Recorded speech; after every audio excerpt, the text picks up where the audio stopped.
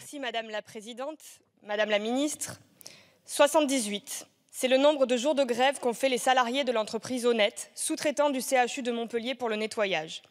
Ces femmes et ces hommes nettoient les parties communes de l'hôpital, les bureaux de l'hôpital, permettent l'application des protocoles d'hygiène, participent à la lutte contre les infections nosocomiales.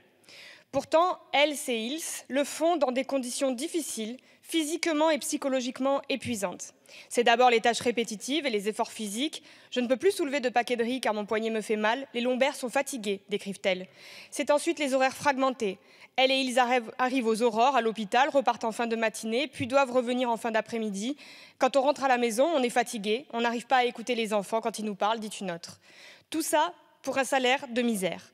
Moins de 1 000 € par mois pour un temps partiel, à peine plus que le SMIC pour un temps complet.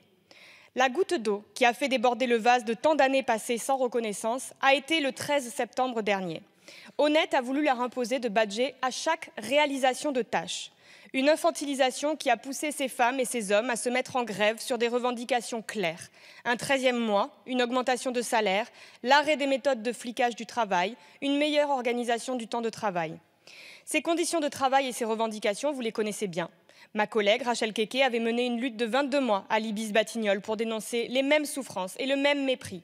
Mon collègue François Ruffin a écrit et montré le quotidien de ces femmes qui luttent pour la dignité au travail.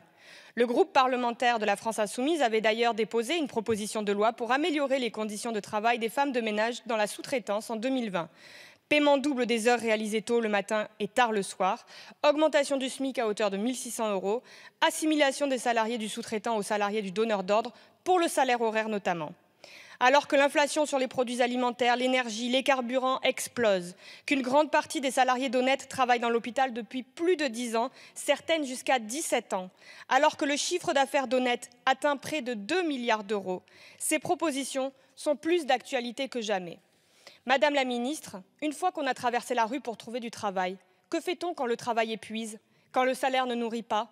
Le gouvernement finance les hôpitaux qui financent les sous-traitants. Il a donc son mot à dire dans les conditions de travail que les sous-traitants imposent à leurs salariés. C'est une question de dignité au travail, mais c'est aussi une question de santé publique.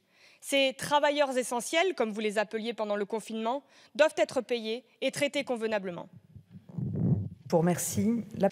Madame la Ministre, il s'agit là d'un débat politique, social, philosophique, sur les conditions au travail, sur la façon dont on doit être au travail, sur la rémunération, sur les conditions et sur le bien-être de manière générale. Mais c'est le même débat que pendant la réforme des retraites.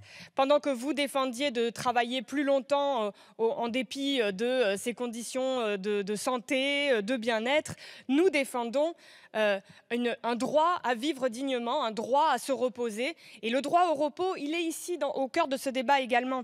Et je voudrais dire, il y a là quelque chose qui vous échappe.